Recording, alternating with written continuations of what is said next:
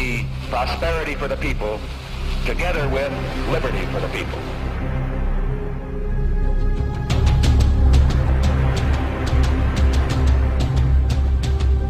The question is, why are we supporting El Salvador? No, the question was, why are we killing priests in El Salvador? The answer is we're not. Now you be quiet. President Cristiani is trying to do a job for democracy, and the left-wing guerrillas must not take over El Salvador.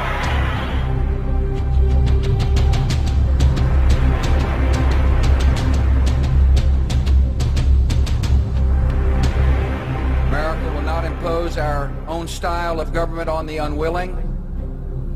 Our goal instead is to help others find their own voice, attain their own freedom, and make their own way.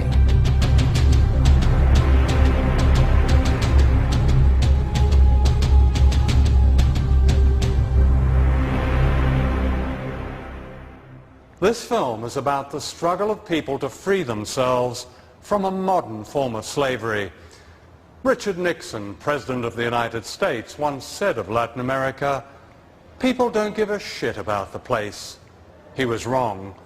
The grand design of the United States as a modern empire was drawn on the hopes of an entire continent known contemptuously as the backyard. The extraordinary witnesses in this film describe a world not as American presidents like to see it, as useful or expendable. They describe the power of courage and humanity among people with next to nothing. They reclaim noble words like democracy, freedom, liberation, justice, and in doing so, they are defending the most basic human rights of all of us in a war being waged against all of us.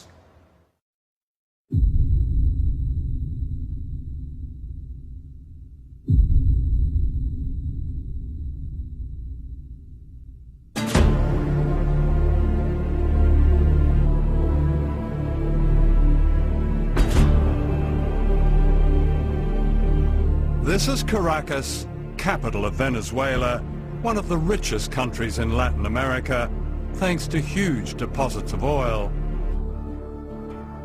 The rich in Venezuela live in leafy suburbs with names like Country Club. Their spiritual homes are Miami and Washington.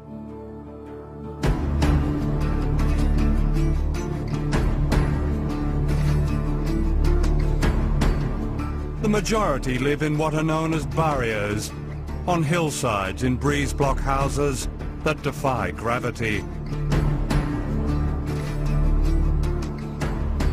In the past, these people have been invisible, excluded from their own society. Today, they display the confidence of those who know an extraordinary change has come to their lives.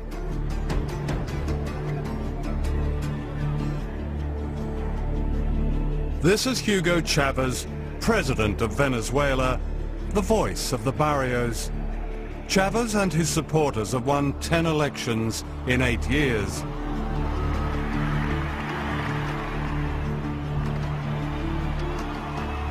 He's the symbol of an awakening of people power, driven by great popular movements that are unique to Latin America. Se acabó el caciquismo de aquellos caudillos adentro, esa falsa democracia de las élites en Venezuela se acabó. It's no surprise that Chavez, with the help of an aggressive media coverage, has become a hate figure in the United States. Because what he represents is another way, and a threat to American domination.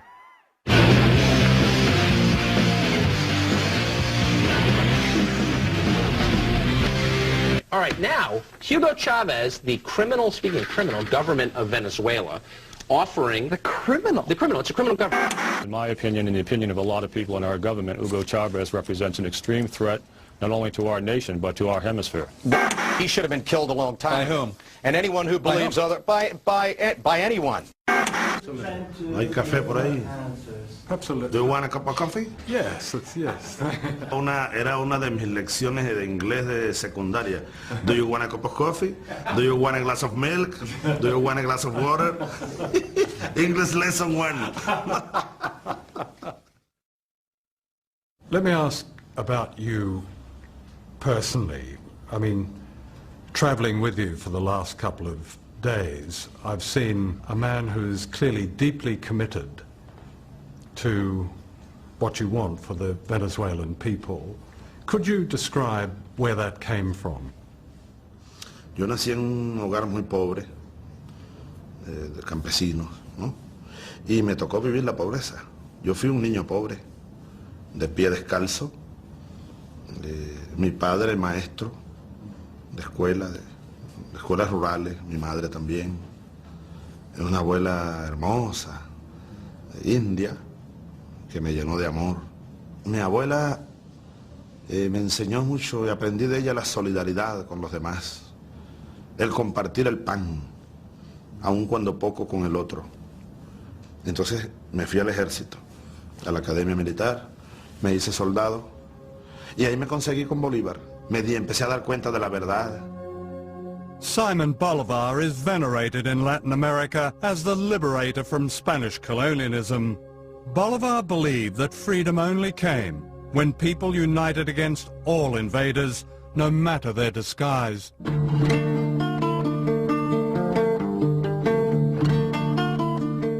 Today, the people of Latin America are again rising up against an empire built on an extreme form of capitalism known as the Washington Consensus.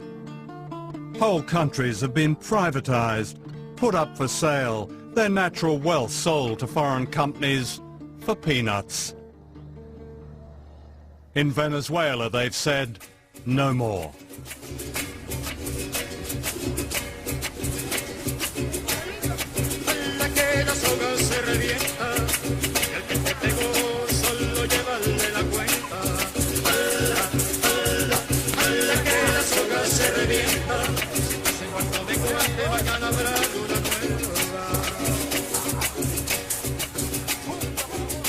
This is La Vega, a barrio of 1 million people. Mariela Machado has lived here most of her life.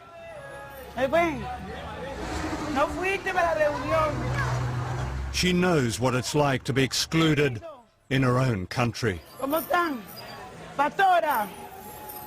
Mire, yo tengo un hecho muy concreto.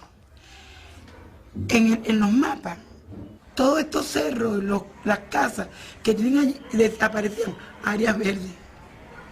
Así aparecíamos áreas verdes antes del gobierno de Chávez.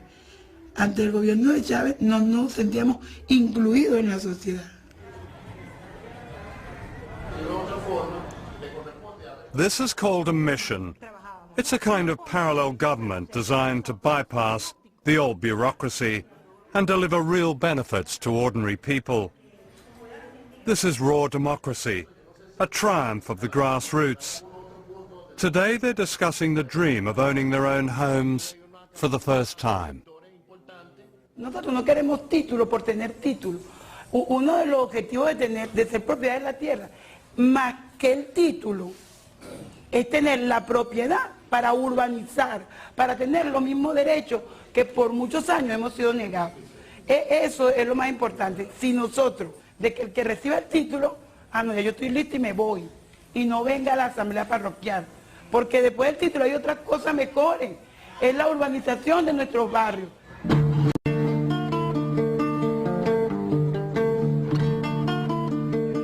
Soon after Chavez was elected in 1999, Venezuelans voted on a constitution, and this little blue book has become a bestseller ever since.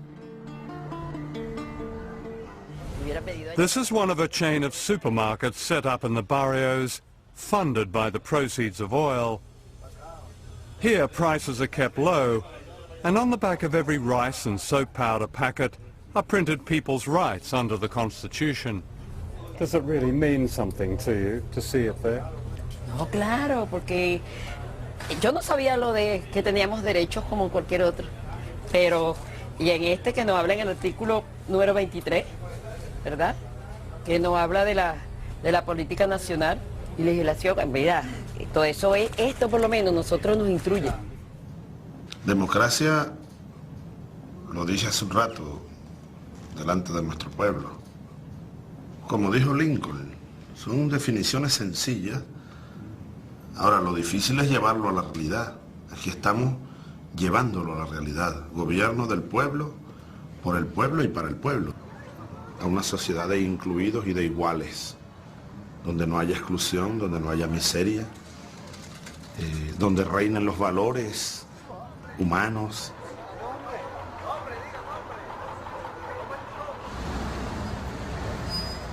For some of his supporters, Chavez has not gone far enough.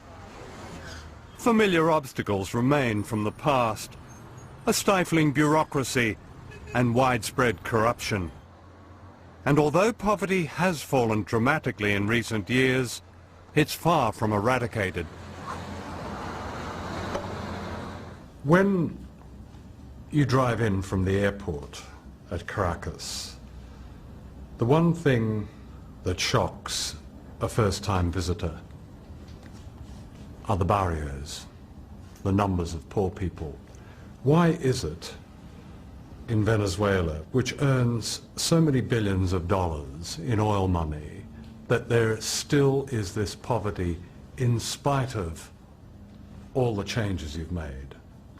¿Que los pobres de Venezuela siguen siendo pobres? Sí. Yo siempre les digo, no queremos ser ricos. Nuestro objetivo no es la riqueza material.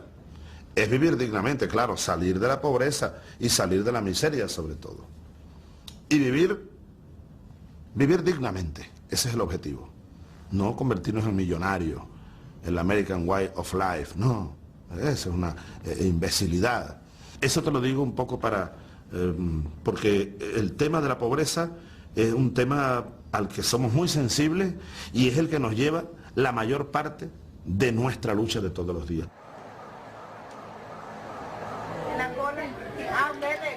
The daily struggle is made easier here. 10 years ago, this clinic would not have been dreamed of. Now, all over Venezuela, ordinary people have free health care, many seeing a doctor for the first time in their lives. Haciendo un documental sobre Venezuela. Perdona la interrupción.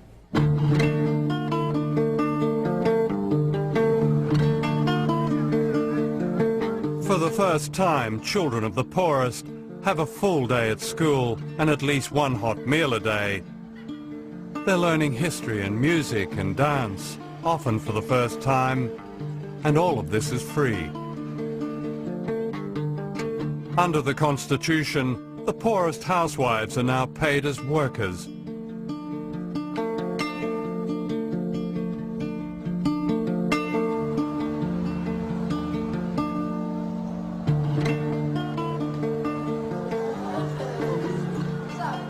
Desde el mismo nivel y vamos todos, nos preocupamos del compañero que... There is now close to full literacy thanks to classes like this, catering to those like Mavis Mendez, aged 95, now reading and writing for the first time.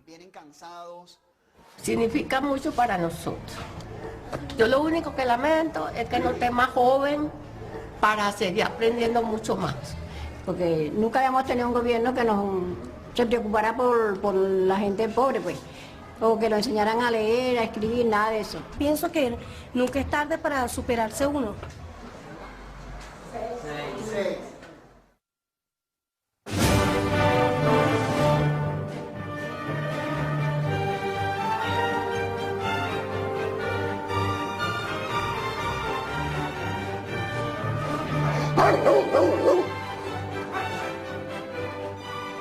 This is East Caracas, home to some of the wealthiest people on earth, and what they call here the middle class.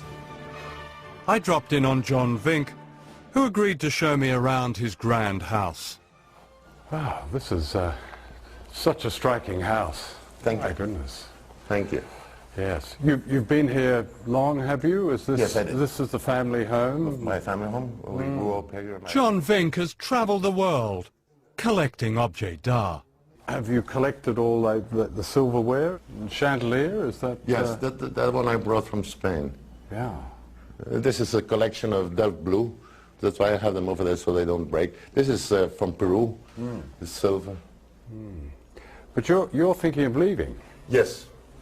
Yes. Why is that? Well, the situation of the country. It's getting day by day worse, and so. Well, in what way? Can you? In the political way. Yeah. We thought that this gentleman that's now in power, that he would change the whole situation, because it was a mess. Yeah. But now it's a whole mess. John Vink's view is echoed by Venezuela's powerful media. Mostly privately owned, it combines banality with hardline anti-Chavez politics. Al regreso, veremos otros peligros en las nuevas decisiones oficiales.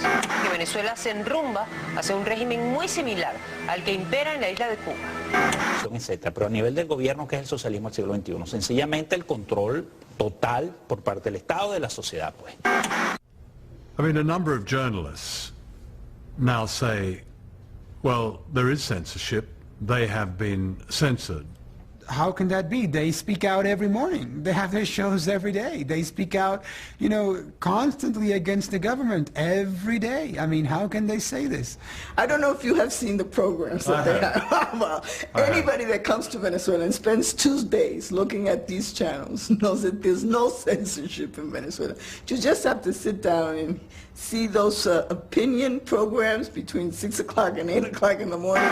Hugo está evolucionando de fascista a nazi.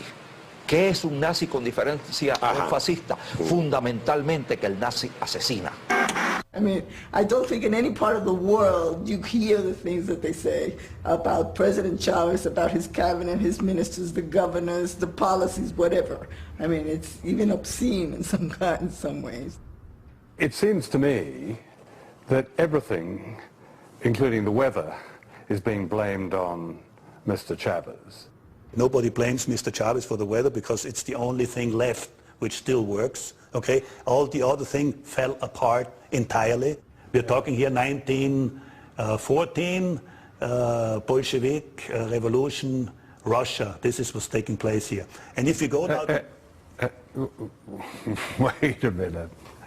Look, we're sitting here in your wonderful apartment overlooking Caracas. In Venezuela, you say, es su casa. This is your home. And if you're comparing this with the Bolshevik Revolution, there are no revolutionaries banging on your door, and none of your companies have been invaded. Your good life hasn't really changed. It hasn't changed, has it? Yeah, but as I said before, it is now on a wait-and-see position. If I had come today on a 2-year contract, as I did in 1976, I would fulfill my contract, pack my luggage and go, because I don't see any more future. His critics accuse Chavez of building another Cuba, of being another Castro. And although he recently announced temporary presidential powers that bypass Parliament, he maintains that his aim is solely to speed up reform. The irony is that unlike Cuba, capitalism has never had it better here.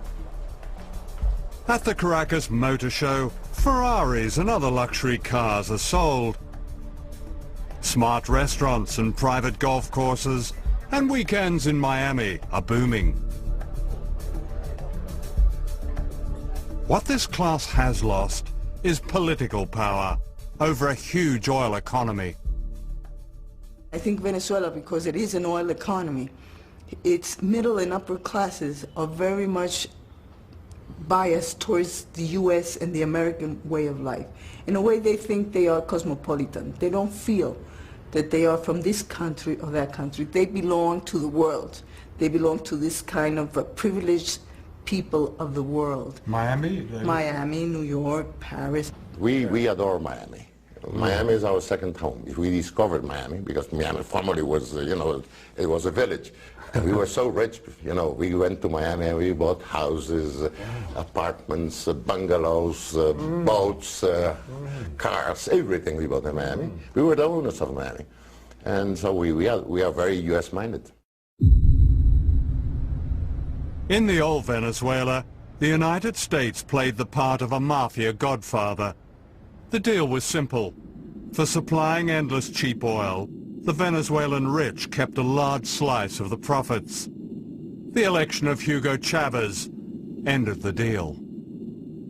Obviously, Venezuela is important because they're the third largest supplier of petroleum. I would say that Mr. Chavez, and the State Department may say this, probably doesn't have the interests of the United States at heart. We have been concerned with some of the actions of Venezuelan President Chavez and his understanding of what a democratic system is all about. Te digo que tratamos aquí de evitar el choque con el imperio, pero era inevitable. Yo fui a Casablanca, le di la mano a Clinton, hasta por teléfono. How are you, Mr. Clinton? How are you, Mr. Chavez? Es decir, nosotros aquí tratamos lo imposible. Hacer una revolución sin chocar con el imperio, imposible.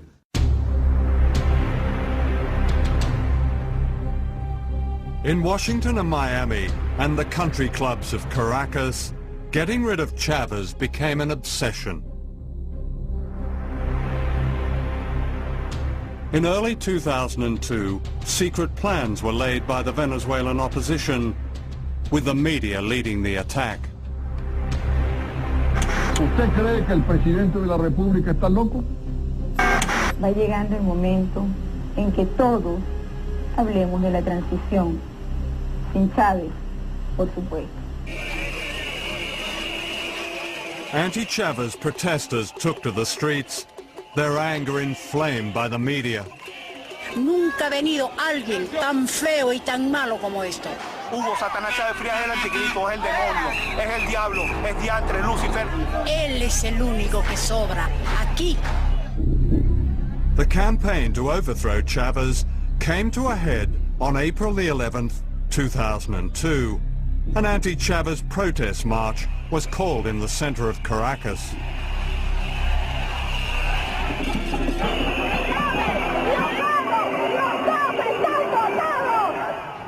What they didn't know was that there were two marches that day. The other one was led by Chavez supporters outside the presidential palace, known as Miraflores.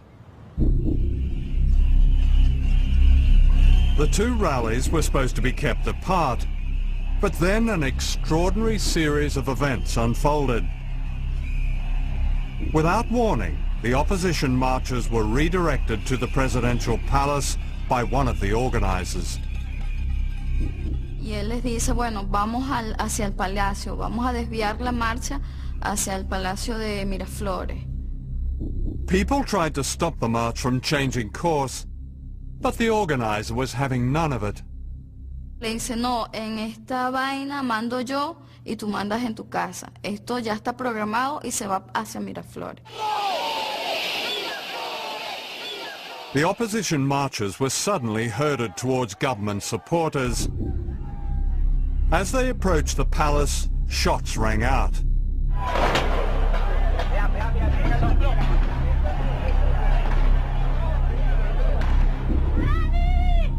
They were being fired upon by snipers, who shot them one by one, many with a bullet to the head.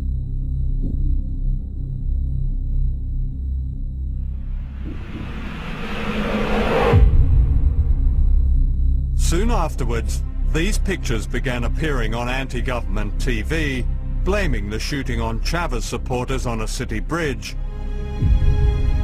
Disparaban y apuntando y descargando las armas automáticas. Bueno, eso queda para la historia, pero gracias a Dios que hay estas evidencias. Y apuntando a la gente que pacíficamente estaba ahí abajo. Esto es una salvajada sin nombre. Esto es lo que llaman revolución. However, as this camera angle reveals, there were no opposition marchers on the street below the bridge.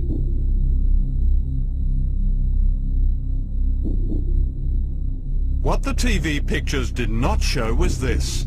The people on the bridge are clearly trying to protect themselves, crouching down to avoid the bullets of unknown snipers above them and anti-Chavez police units below them. The people on the bridge were actually defending themselves. Entonces era como una zona de combate, de control, y que ellos actuaron bien planificado, estaba súper planificado todo eso. Within hours, these military chiefs appeared on television. They too blamed Chavez and his supporters for the killings. Venezolanos, el presidente de la República ha traicionado la confianza de su pueblo. Está masacrando a personas inocentes con francotiradores. Para este momento van 6 muertos y decenas de heridos en Caracas. Esto no lo podemos permitir. No podemos aceptar un tirano en la República de Venezuela. It was all a setup. The CNN correspondent in Caracas, Otto Neustald, later revealed that the generals had recorded their statement before the shooting.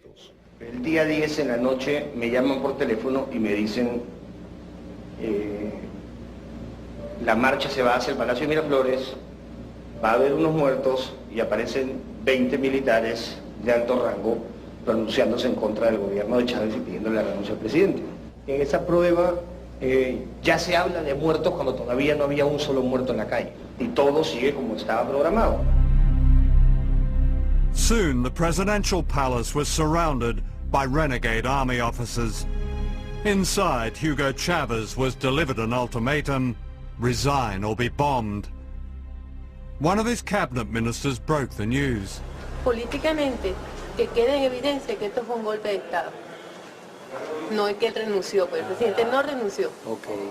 No renunció y entonces va preso, porque es un golpe de Estado. ¿Qué? Que lo sepa el mundo. Que lo sepa el mundo.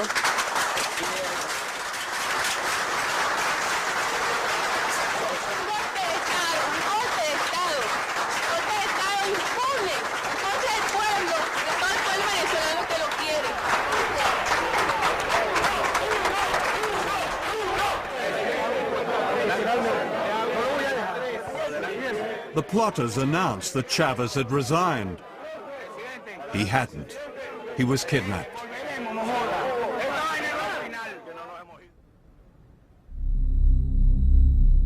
The following morning, an unelected dictator was sworn in. He was a leading businessman called Pedro Carmona.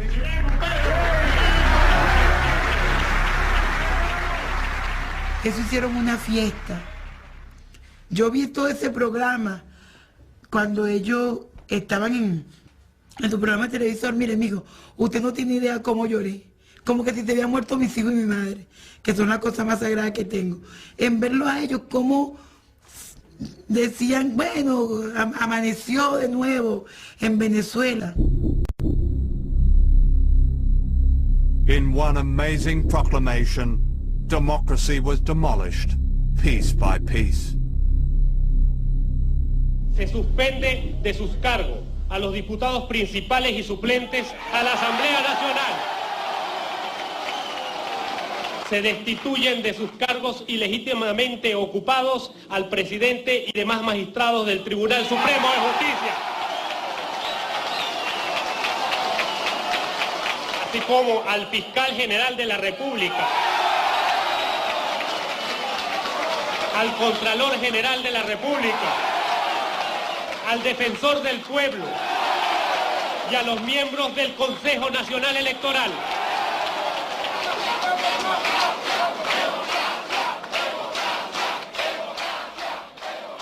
Usted no tiene idea de lo que ese decreto nos hizo.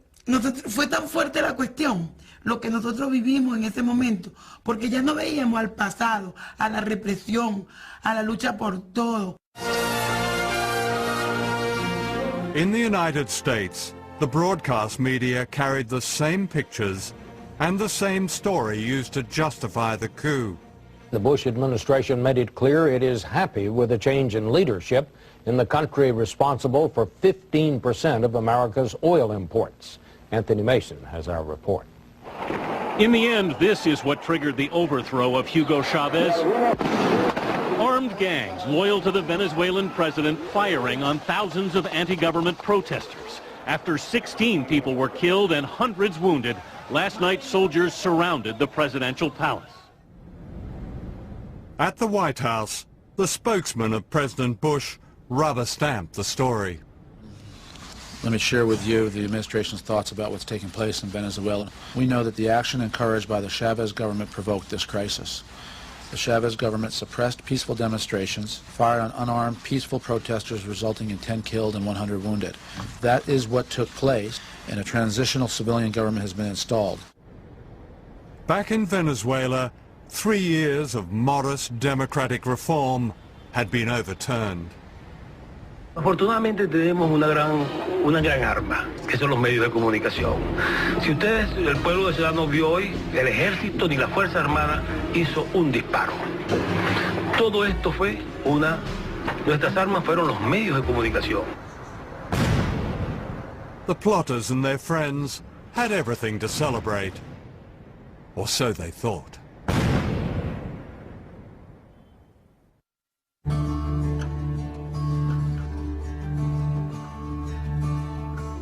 The next morning, distraught people began phoning one of the independent radio stations still broadcasting.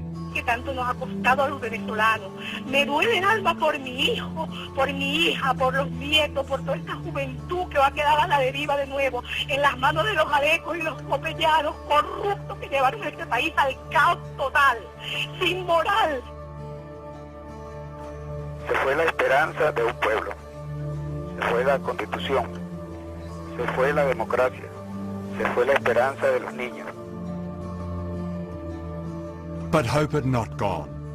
The truth began to emerge that the resignation of Hugo Chavez had been faked.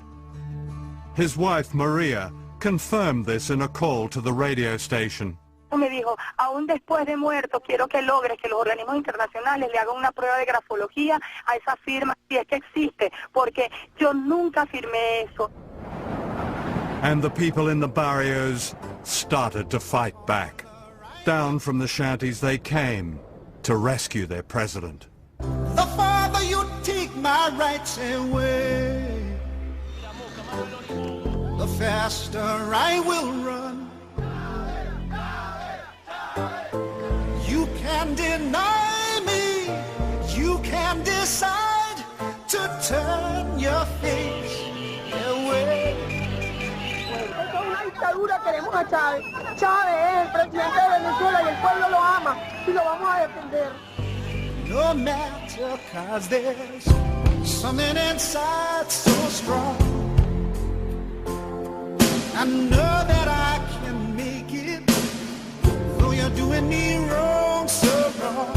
You thought that my pride was gone.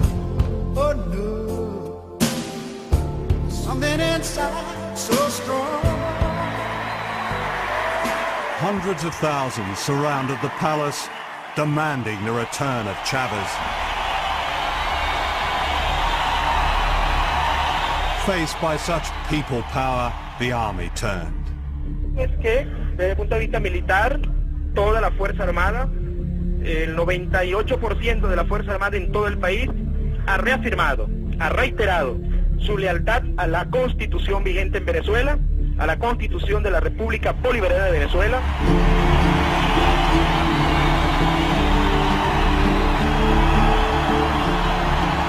Roared on by huge crowds, the Presidential Guard, who had gone into hiding, retook the palace, and the plotters fled. Los muchachos, los policías militares que estaban dentro de Miraflores, empezaron a levantar la bandera. Eso también nos dio más fuerza todavía a que no estábamos solos. Y ahí nos quedamos hasta que empezó a venir un helicóptero. Venía un helicóptero a medianoche que llegó a Miraflores y ahí sabíamos que venía Chávez. Eso fueron una hora de gloria para nosotros en vez que llegaba.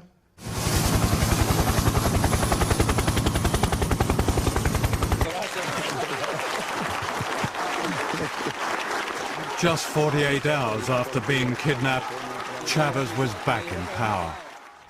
Creo que la prueba suprema fue el golpe de Estado de abril 2002. Fui hecho prisionero, me llevaron, pensé que iba a morir. Ahora el pueblo venezolano, los pobres, sin armas, se fueron por cientos de miles a las calles, por millones, a pedir por mi vida y a pedir que vuelva Chávez. Entonces a mí no me queda más nada, después de eso sobre todo, que dedicarle todo lo que me quede de vida a ese pueblo, sobre todo a los más necesitados, sobre todo a los más pobres. As ordinary Venezuelans celebrated the defense of their democracy, some of the leading plotters fled to Miami, and within days it was clear that Washington had cast its shadow over the failed coup. The Bush administration had gone along with the lies of the plotters. We know that the action encouraged by the Chavez government provoked this crisis. As these CIA documents show, it was fully warned and knew all about their conspiracy.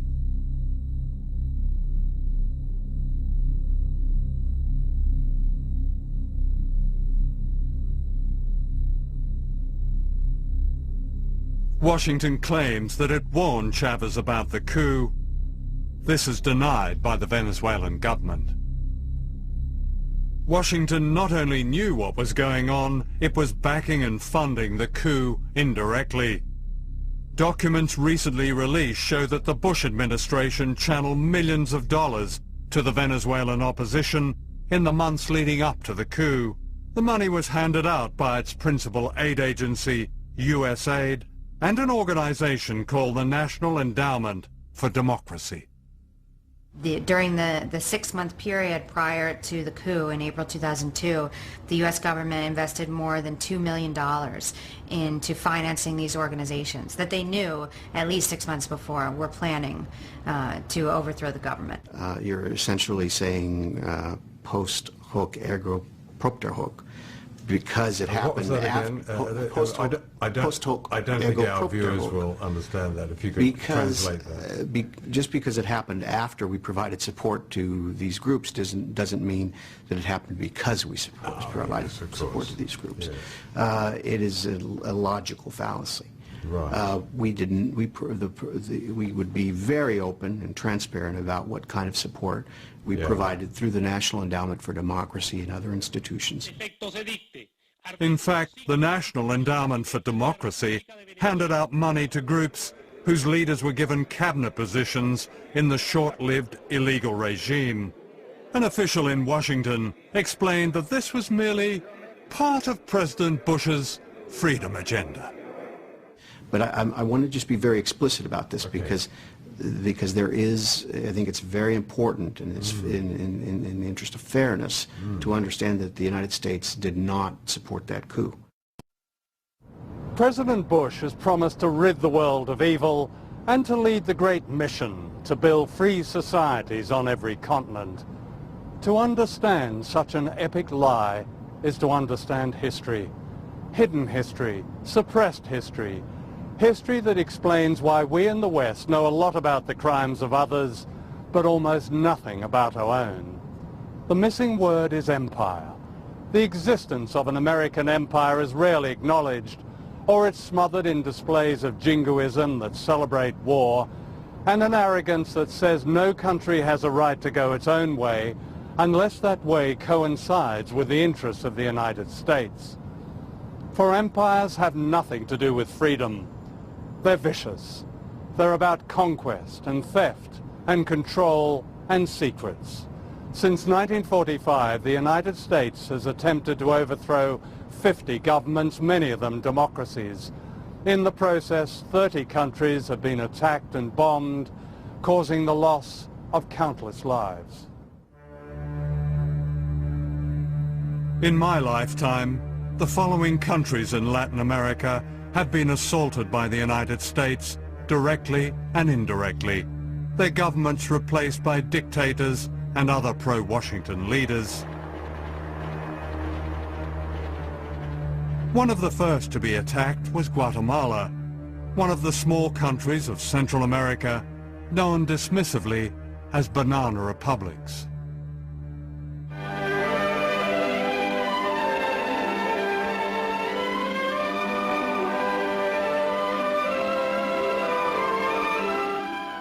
This is Guatemala City as seen from the air. People who live in the city dress very much like the people in our own southern states. There are many churches and people go to church regularly. They speak Spanish, of course, as most of them are of Spanish descent. In fact, most of the people of Guatemala are not of Spanish descent. They're indigenous Mayan people and very poor. In the 1950s, 2% of the population of Guatemala controlled the natural wealth in collusion with giant US corporations like the United Fruit Company, which dominated banana growing. On the board of United Fruit was John Foster Dulles, who happened to be US Secretary of State. His brother Alan happened to run the CIA. Both were Christian fundamentalists who regarded any opposition as the work of communism and the devil.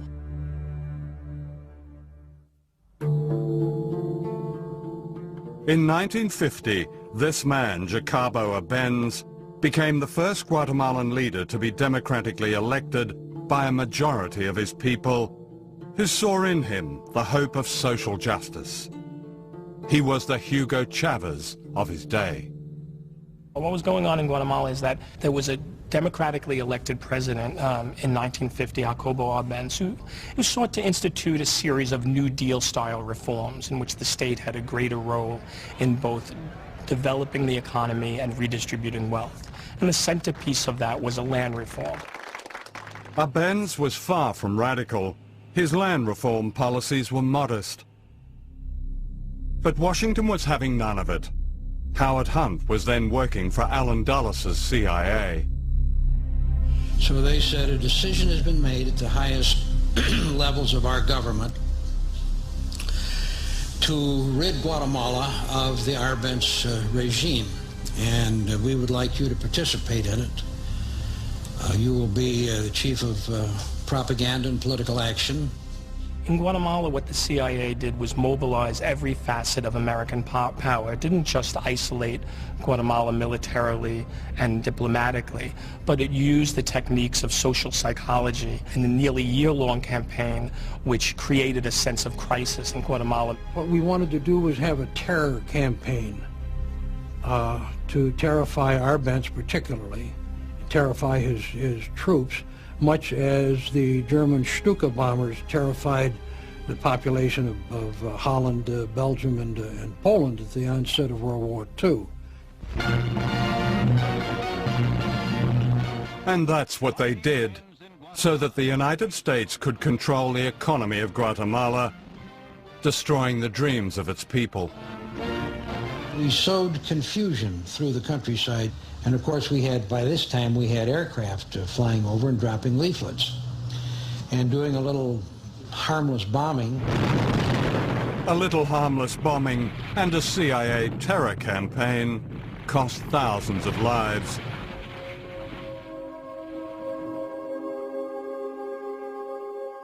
Arbenz, the Democrat now branded a communist, was humiliated, stripped naked, and photographed before being forced into exile.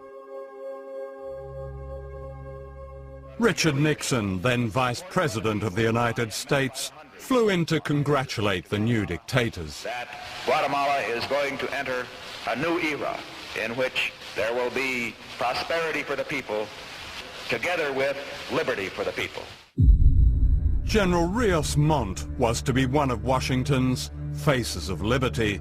During his time as president in the 1980s, thousands of people were murdered by death squads, most of them indigenous men, women, and children.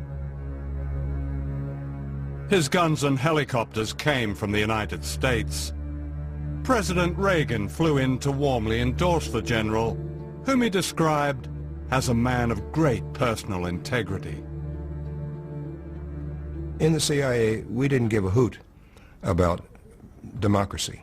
I mean, it was fine if a government was elected and would cooperate with us, but if it didn't, then democracy didn't mean a thing to us. And I don't think it means a thing today. The crushing of Guatemala was Washington's blueprint. 4 years later, Cuba, just 90 miles from Florida, threw down the first direct challenge, ending Cuba's humiliation as a North American colony, a playpen for drug barons and the mafia. Se han encontrado con que la revolución cubana sabe también pelear y ganar batallas en este campo.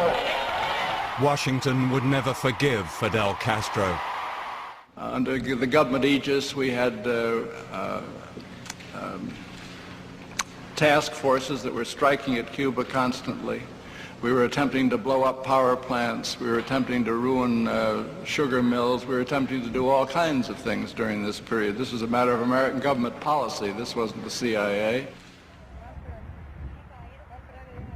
Cuba's achievements in healthcare and education are widely respected.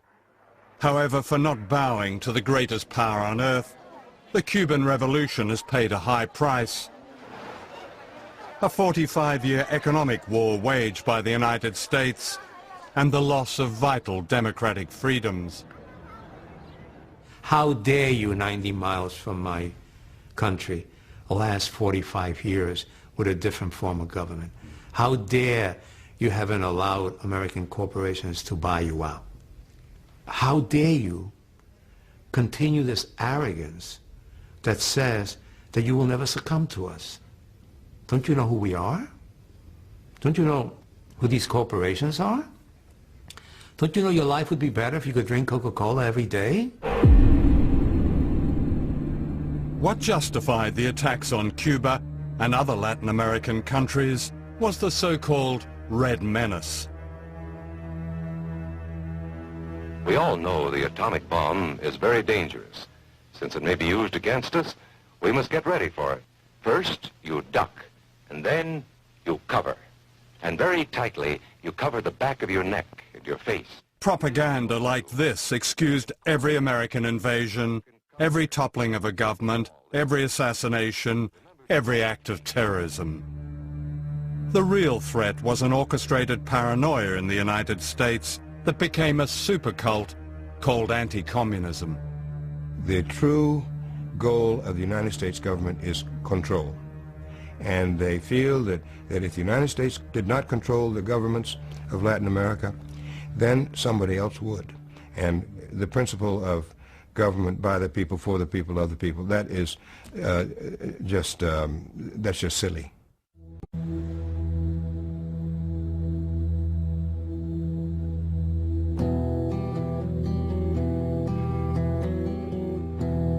This is Santiago, the capital of Chile. In 1973, the National Stadium was turned into a concentration camp as a military coup, backed by the United States, overthrew the democratically elected government of Salvador Allende. The leader of the coup was a fascist, General Augusto Pinochet, who rounded up Allende's supporters and brought them here. A young medical student, Roberto Navarrete, was one of them. These changing rooms were used as what when you were imprisoned here? They were used as places where people were kept inside here, 50 or more. You can see that there was actually no room to move around here. Even all these places were full of people sleeping here, and there were no blankets or anything. Even some people actually slept here. There was very little room. When they started to torture you all, what did they do to you then? The techniques they used were beating you, especially in sort of places where it could become very painful, with a rubber truncheon, and especially the genitals and the soles of the feet, and the arms and various places.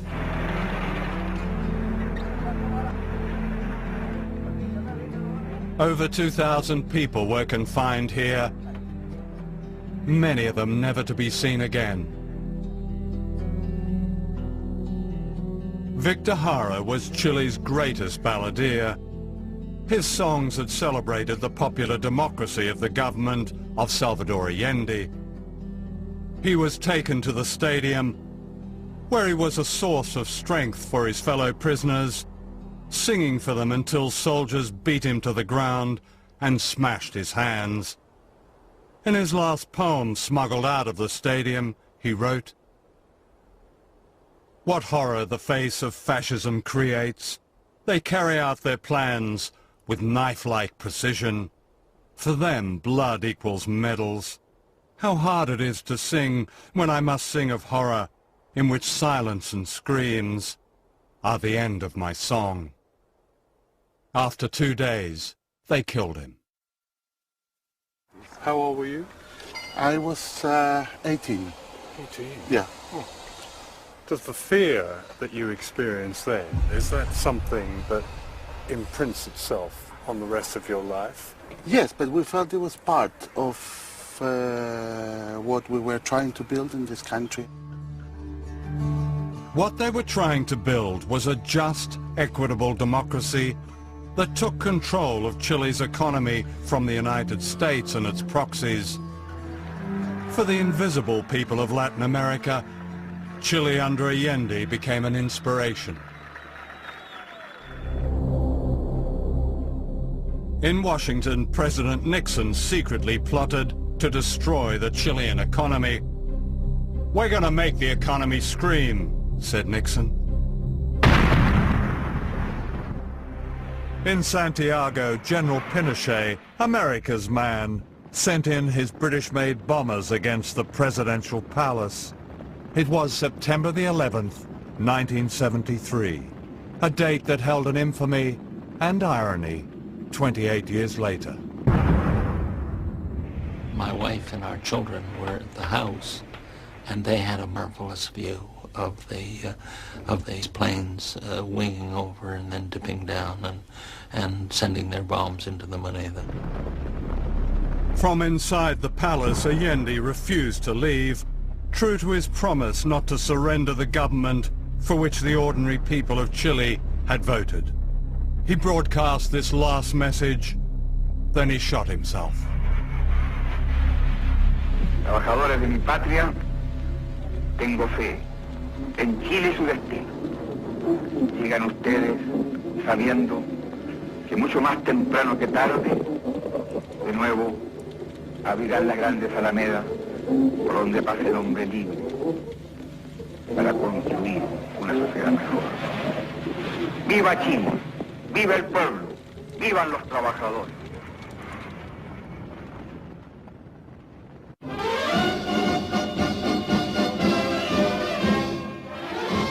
With General Pinochet in power, Washington again denied it had destroyed another democracy. We had no contact with any of the people that carried out the military coup, and therefore the coup that overthrew Allende was done without contact with the United States.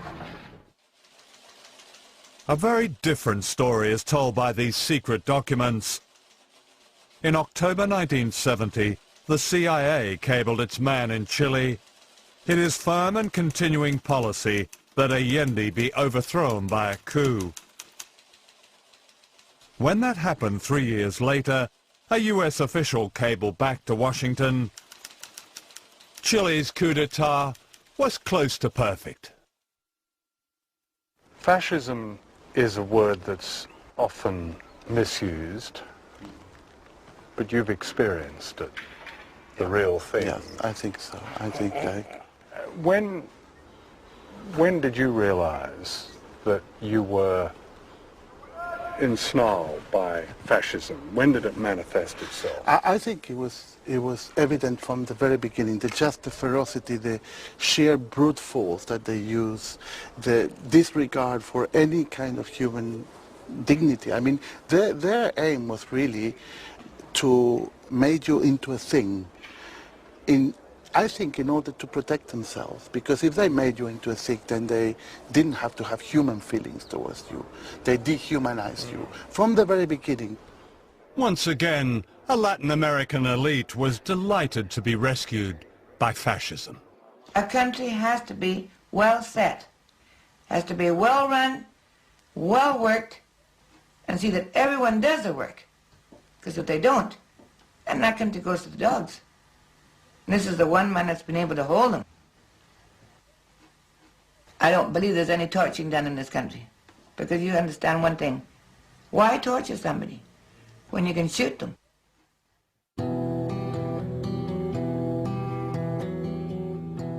This is where they tortured and killed them. Villa Grimaldi was once a palatial home in a suburb of Santiago. Under Pinochet, it became a place of horror. Today, it's a memorial to its many victims. Sarah DeWitt, then a student activist, was a survivor. What was the date that you were arrested? Do you remember? Oh, yes.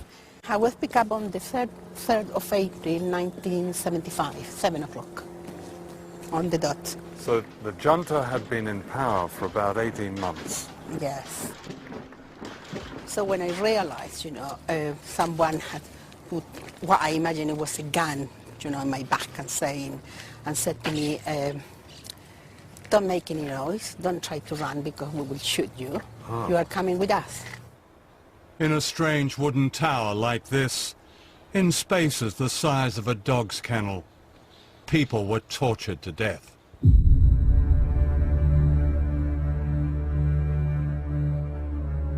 They took me to this room. They were punching me, hitting me, grabbing my nipples, telling me that I was a whore. So they asked me to take off my clothes, and they tied me up. And then they started giving me electricity. Now, the electricity was all the time inside my vagina, in my breast, and then it was going round, round my body, my legs, my arms. And when they did that, they would stop asking me questions, and then touching me everywhere, and shouting, abusing, and then they would go, they continue with electricity. Duane Claridge was head of the CIA's Latin American division in the early 1980s. Chile, the only reason it exists is because of Pinochet. At a huge human price. What human price? Give me a break. The thousands who were disappeared and murdered? Thousands? You count them. What thousands? Well, and I've don't seen... talk to me about truth commissions. I've seen their names in the cemetery in Santiago. Yeah, you're saying they're fakes? Thousands. There aren't thousands. Well... There aren't thousands, sir.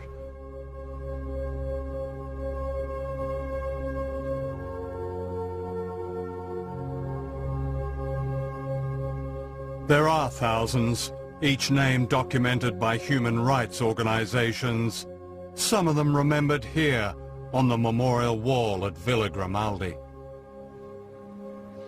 You have a couple of friends there, like Jacqueline? Yes, I have friends, mainly people from my training. There is a girl there, Jacqueline Drugy, another one, Cecilia Labrin. She was pregnant, Cecilia, 3 months pregnant when they took her. They took another woman, Elizabeth Recas. She was 7 months pregnant. She went missing as well. Doesn't bear thinking about, does it? No, because sometimes, I think about what were they feeling, when they were being killed, and why, and well, sometimes I think too much and I start feeling, like the pain. What do you feel when you are being killed? And in such a way that I find frightening, really. Yeah. Because you wish, that you could have done something for them. It's such the isolation. You must feel totally, I don't know, what do you think, really? Alone. Yeah, very, very much alone.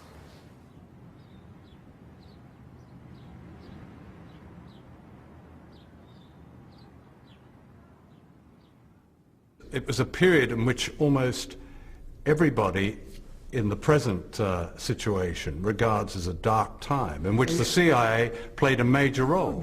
That's right. They played a major role in overthrowing, what's his name? What's his name was Salvador Allende. Yeah, fine. Okay. He was democratically elected. Right. Okay. Is that okay to overthrow a democratically elected government? Is it okay? It depends on what your national security interests are. Are you denying that Pinochet caused huge suffering in that country? Huge, I don't buy. That he committed crimes, I agree. Mm-hmm. But it's worth it. Huh? Is that what you're saying? Those crimes are worth it? Yeah. Sometimes, unfortunately, things have to be changed in a rather ugly way. Levántate y mira la montaña, de donde viene el viento, el sol y el agua. Tú que manejas el curso de los ríos. By the late 70s, most of Latin America was controlled by dictators, including those like Pinochet, who were openly fascist. All of them were backed, directly and indirectly, by the United States. They sent their henchmen to be trained here at the School of the Americas in Georgia. Officially, it was described as little more than a Boy Scout camp, teaching American values such as respect for human rights. In fact, from these manuals were taught interrogation and torture techniques. Major Joseph Blair taught at the School of the Americas in the early 1980s. The doctrine that was taught was that if you want information, you use physical abuse, you use false imprisonment, you use threats to family members, you use virtually any method necessary to get what you want. Torture? And killing. Killing? Killing. If there's someone you don't want, you kill them. If you can't get the information you want, if you can't get that person to shut up or stop what they're doing, you simply assassinate them, and you assassinate them with one of your death squads.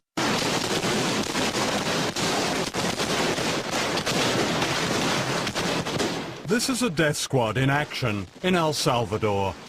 Actually, it's the National Police, many of whom were trained at the School of the Americas. Here on the steps of San Salvador Cathedral, they're gunning down mourners attending the funeral of Archbishop Romero, who was murdered as he said Mass on March the 23rd, 1980. This man, Robert d'Aubusson, gave the order to kill the Archbishop. Major d'Aubusson was Washington's dirty secret in El Salvador. He was trained at the School of the Americas. According to the Truth Commission and a whole swathe of human... Well, come on, John. This is where we're going. You're wasting my time. That's all bullshit. Those people all had agendas. So it was bullshit that the Salvadorian military were murdering tens of thousands of people. I bet you can't count more than 200 in the whole 10 or 12 years. We can count 200 in this one village alone. They were mostly women and children, systematically murdered in just one day and night in December 1981 in the village of El Mazote. The killers belonged to a special battalion of the El Salvador Army, trained by the United States. There were few survivors. Vio que las mujeres se abrazaban llorando y gritando que no las mataran. Yo por estar peleando por mis hijos, no los quería dar, no los quería dejar yo, decía que me moriría con ellos. Pero me los quitaron de mis brazos. Cuando se oía que estaban matando a los niños por la noche, se oían los gritos de los niños, y les gritaban a sus mamás y a sus papás. You're taking the stuff from these propaganda mills. And I'm not interested. What are the propaganda mills? All these things, this truth thing and all that, they're nothing but propaganda mills. Do you really think I didn't know so. Are they all conning us, lying us? Yeah, Amnesty International? Amnesty International is right in the middle of it. During the 1980s, the years of Ronald Reagan in the White House, a trail of carnage and grief was blazed across Central America. I reported America's war against Nicaragua, which had the temerity to overthrow a Washington-backed dictator, Somoza. The CIA attacked Nicaragua with death squads known as the Contra. Why did Washington attack such tiny countries? Because the weaker they are, the greater the threat. People who can free themselves against all the odds are sure to inspire others.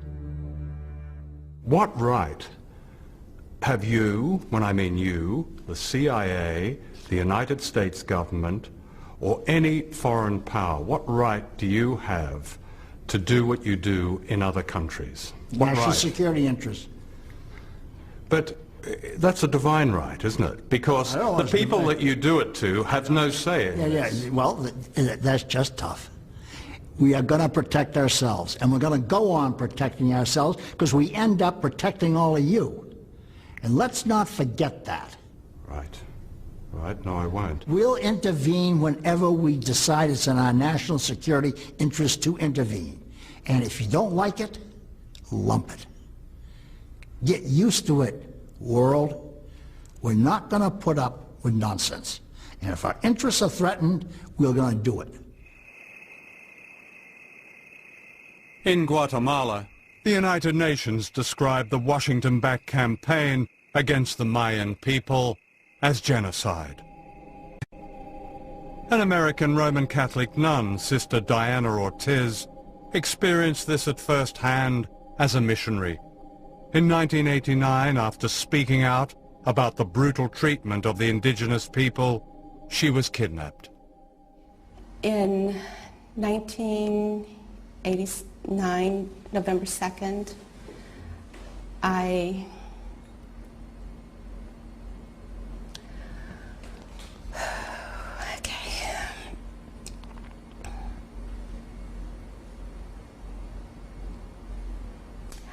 was abducted and I was put in a police car, blindfolded, and taken to a military installation in Guatemala City known as the Polytechnica, which still exists today. I was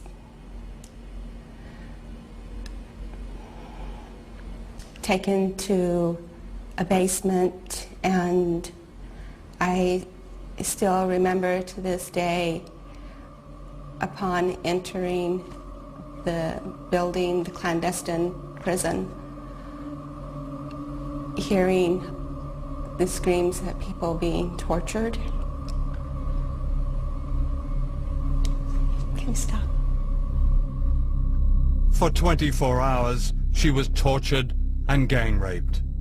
During her ordeal, she identified the leader of the gang as a fellow citizen of the United States.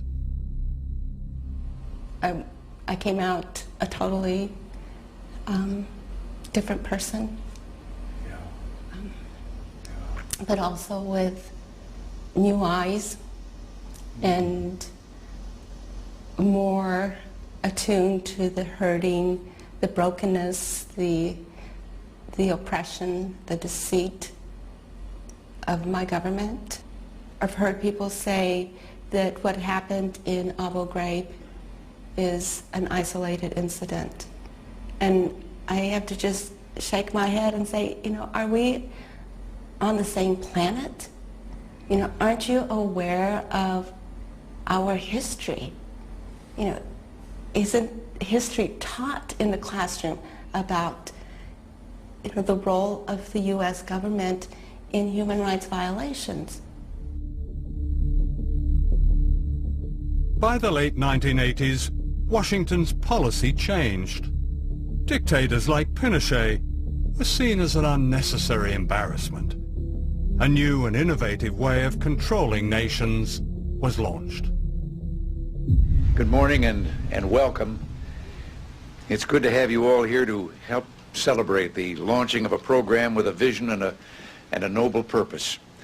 The National Endowment for Democracy is, just as we've been told, more than bipartisan. The establishment of the National Endowment goes right to the heart of America's faith in democratic ideals and institutions.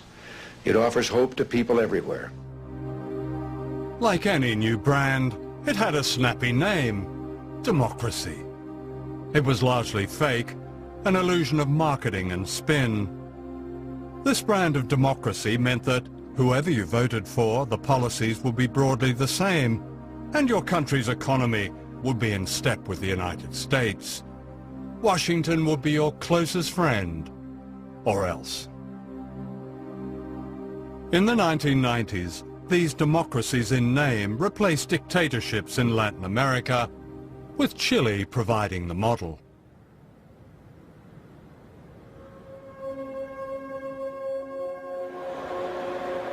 This is the commercial center of Santiago, Chile. On the surface today, everything seems normal, modern, prosperous.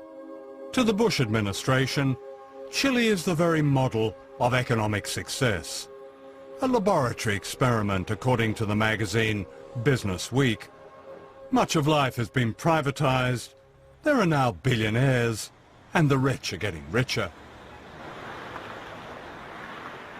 Pinochet fixed the country. Who says? The United States. No. The World Bank says, the Inter-American Bank says, everybody says it. He brought about an economic miracle in Chile. And I'm not saying he had the brains for it, but he had the brains to hire all these people, Chileans, who had studied at the University of Chicago, who knew something about real economics. Real economics were advocated by Milton Friedman, an extreme right-wing economist at the University of Chicago. Friedman was invited to perform his laboratory experiment on the economic life of Chile. The families of the tortured and disappeared were silent witnesses. Without irony, he called his experiment shock treatment. Please be seated. Thank you all very much. It's an honor for me to be here to pay tribute to a hero of freedom, Milton Friedman. He has used a brilliant mind to advance a moral vision. We have seen Milton Friedman's ideas at work in Chile, where a group of economists called the Chicago Boys brought inflation under control and laid the groundwork for economic success.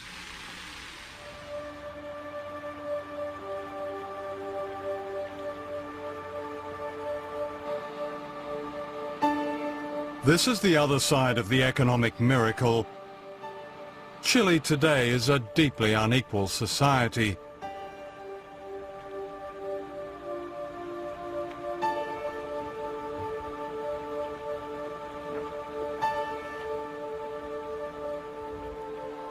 This shanty town is just minutes from Santiago's smart hotels.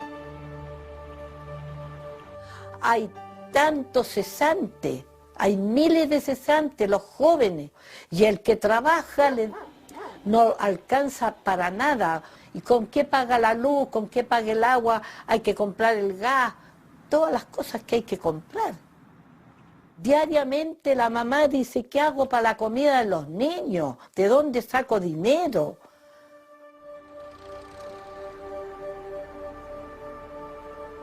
We found this couple living and freezing in the shantytown.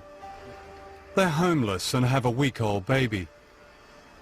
Si usted puede describir un poco cómo es vivir en estas condiciones.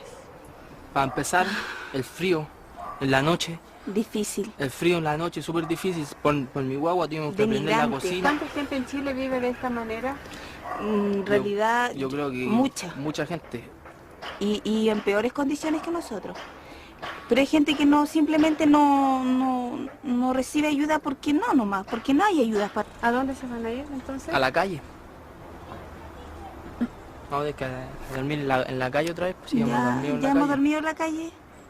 En el extranjero, en Europa y en Estados Unidos y en otros lugares se dice que Chile tiene una reputación como un país rico, acomodado. Sí. ¿Qué es lo que ustedes dicen a eso? Sí, yo creo que puede sí. ser, es verdad, pero Es para verdad, la gente que... pero eso es para la gente que quiere, no para nosotros. Chile is a democracy now, in theory. A complicated voting system splits the vote and discourages real reform. It's a product of General Pinochet, based on a constitution that's also a product of Pinochet. The general may be dead, but the power of the military remains. It's all very modern, the media is safe, and many believe it's wise to be silent, like the graves of their forgotten compatriots. It's Washington's ideal democracy. La dictadura tuvo un gran éxito en Chile desde el punto de vista de que estableció un modelo político, económico y social que todavía permanece hasta el día de hoy, porque en esencia no se ha cambiado la constitución que impuso la dictadura en 1980. No, nosotros no perseguimos democracia porque esa palabra está tan manoseada que no se entiende.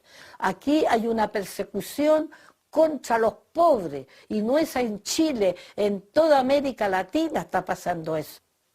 Yo creo que la gente que estudia sabe que ese punto de seguir así va a reventar en alguna cosa eso.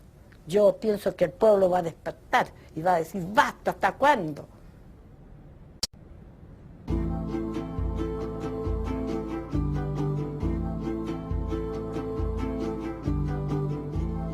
This is Bolivia, another laboratory experiment. The majority of the population of this spectacular, brutalized country, high in the Andes, have also been invisible until recently.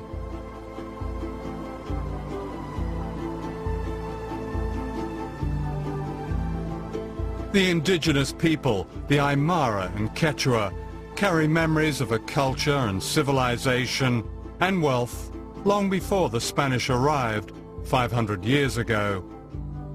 They remember how a single hill of silver underwrote the entire Spanish Empire, while they became the poorest.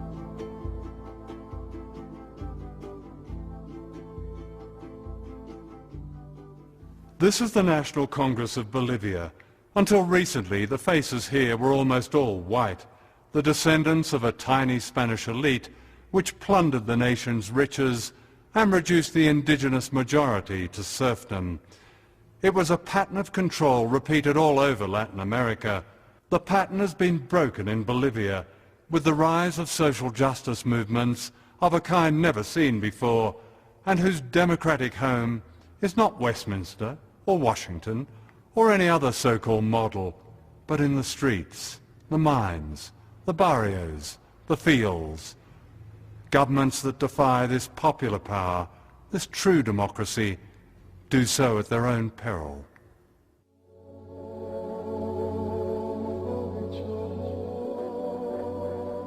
This is El Alto, the highest city on earth, and perhaps the poorest.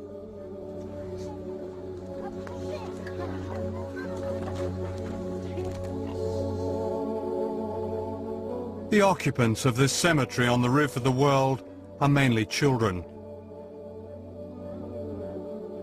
Protected, they say, by the sacred mountain Illimani, El Alto overlooks Bolivia's capital, La Paz.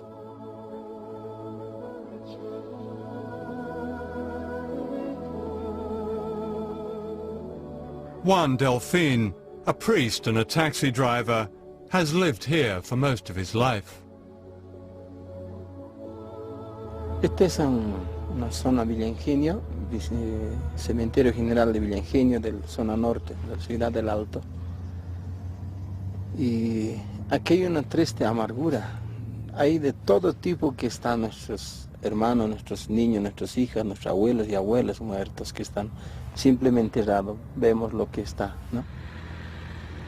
Hay incluso una familia, se envenenó toda la familia por falta de trabajo, por falta de economía.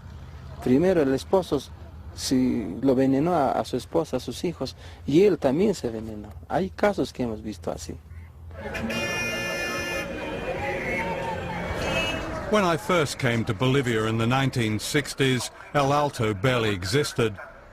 The million people living here are peasants run off their land and miners made redundant by policies similar to those imposed in Chile. Infrastructure that didn't make a quick buck was privatized. The message was clear: sell it, strip it, or scrap it. The indigenous people were scrapped. ¿Por qué? Nos preguntamos. Si yo era rico, si soy boliviano rico y nacido, pero ¿por qué estoy pidiendo la limosna? ¿Por qué? Si teníamos mar por un lado, ¿no? Si teníamos plata, oro, todo teníamos. Entonces, ¿por qué seguimos sufriendo? And yet the people here have held together. Their sense of identity, their community.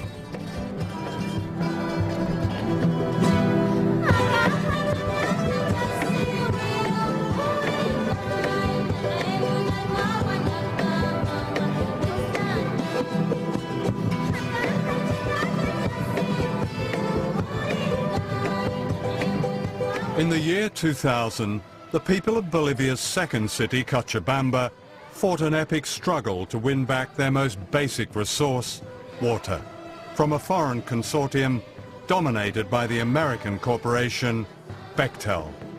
And they won.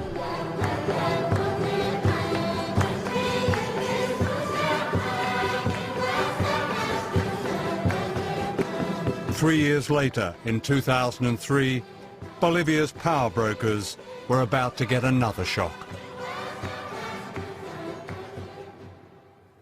This is Gonzalo Sanchez de Lozada. Known as Goni, he was brought up in Washington.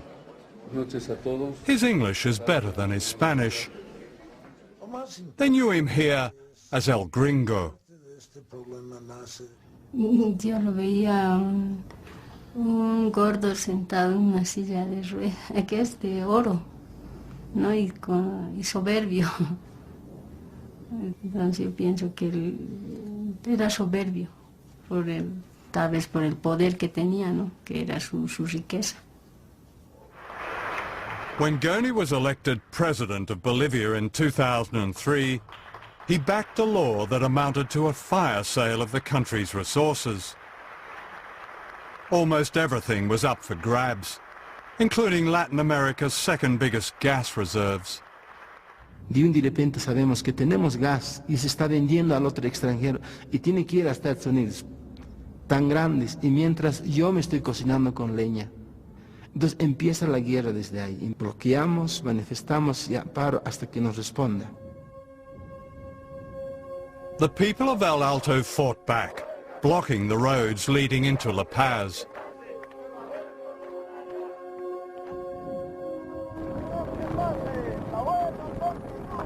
Se bloquee, que no se deje, que no vuele una mosca, decían. La gente ya salía a bloquear y no dejamos pasar las movilidades, ¿no? Pero eso se ha ido ya, ¿cómo se dice? Intensificando. Goni's response was the traditional Latin American way. He sent in the army to crush dissent.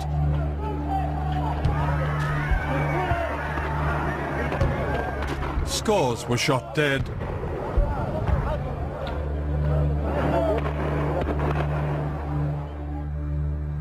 Many were brought to Juan Delfin's church. Las mesas han hecho así, y estaba aquí en las mesas, y estaba aquí los cadáveres estaban aquí, entonces, y aquí es lo que incluso a los muertos hasta con clavos le sacaron las balas las sacaron, le tiraron a otro lado, Y era triste el ver aquí. Todo está en cero.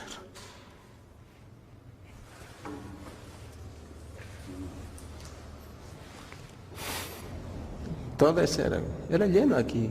Puros doctores, estaba lleno, estaba aquí. Ninguna gente, pero el olor era harto. Y como quedaron huérfanos los aguas, lloraban ahí, gritaban ahí, papá, papá, papá. Tens of thousands of people poured down into La Paz, like the people of Venezuela's barrios demanding the return of their president. They demanded their country back. If the rich and powerful of Latin America had a nightmare, this was it. De pronto se sabía que el gobierno iba a renunciar. Peor con eso. Hemos agarrado como si fuera algo, un ánimo para que él se vaya. La meta era eso, para sacarlo a él. Eso era la meta. Goni fled to the United States and is today living in a smart suburb of Washington. In October 2004, the Bolivian Congress ordered his arrest on charges of bloody massacre. George Bush has said, governments that harbor terrorists are as guilty as they are. Pero toda esta oscuridad estamos así. El oscuro que nos ve. Toda la oscuridad. This extraordinary mural was painted by Juan Delfin. It's a cry of freedom from an entire continent. Todos mataron, pero nosotros defendemos este pueblo aymara con el pututo que defendemos nosotros, con la expresión de la voz, con el puño que tenemos y que manejamos nuestra bandera, que es nuestra huipala, la bandera, contra Estados Unidos. Este es Estados Unidos, la bandera de Estados Unidos. Contra eso estamos nosotros, porque ellos nos han hecho esto así. Es puño muy importante. Por eso cuando juramos, sí, esto es nuestro, y estamos así.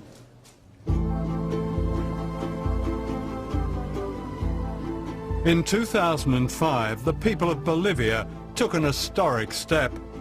For the first time ever, an indigenous person was voted president in a landslide. Like Chavez in Venezuela, Evo Morales offered a new democracy and a new beginning. Quisiéramos que todos empecemos a trabajar. Se acabó las fiestas, se acabó la luna de miel, ahora es trabajo permanente para cambiar nuestra Bolivia. Sin duda que está creciendo, se está propagando por todo el continente de América Latina, el Caribe, pero sobre todo en Sudamérica. Yo me la paso recorriendo esta América Latina desde Buenos Aires hasta Brasilia, Montevideo, La Paz, y por todos lados hay un fervor desatado, hay un fervor. In Latin America, there's now a host of leaders offering new beginnings. Of course, history is crowded with heroes who offer new beginnings. The respectability of great power and its games and deals and plunder always beckon. If these new leaders succumb, their biggest threat may not be from Washington, but from the people on the hillsides. I was born by the river in a little tent. Oh, and just like the river I've been running ever since. It's been a long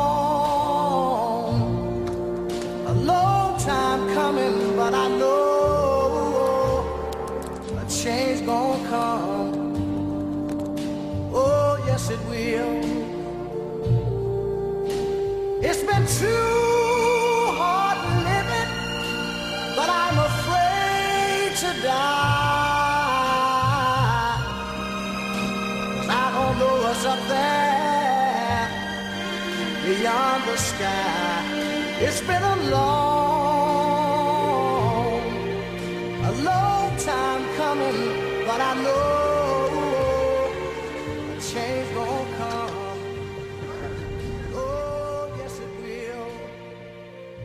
futuro es para mis hijos, para nuestros jóvenes.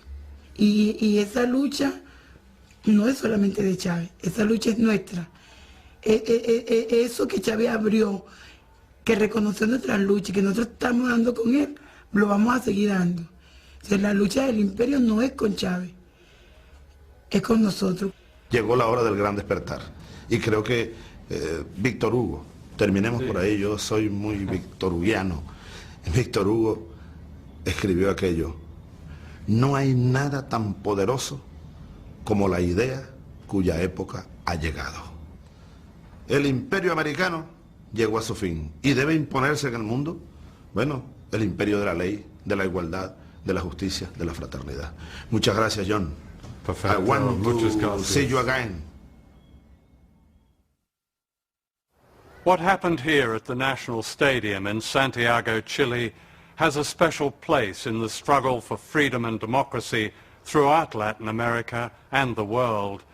The vow is never again, and yet it has happened again at Guantanamo Bay and all the other secret places where imperial power, regardless of its democratic pretensions, hides and tortures its perceived enemies. The questions raised in this film are urgent. Are the lives and dreams of the ordinary people of Chile, like the people of Venezuela, like the people of Bolivia, like the people of Nicaragua, like the people of Vietnam and Iraq and Iran and Palestine, expendable, worth only a few seconds on the news if they're lucky? The answer is no. And those who see the world through the eyes of the powerful should be warned. People are rising from the tyranny and oblivion to which we in the West have consigned them. Indeed, their resistance is well underway, as this film has shown.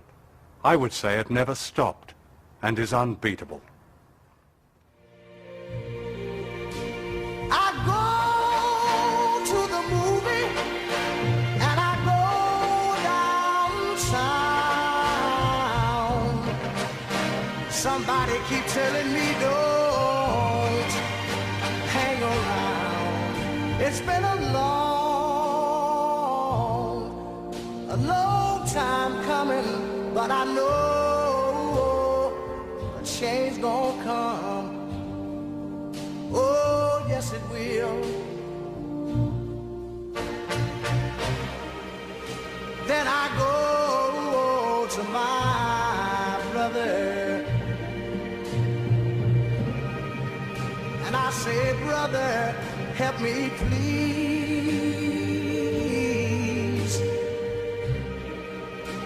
But he winds up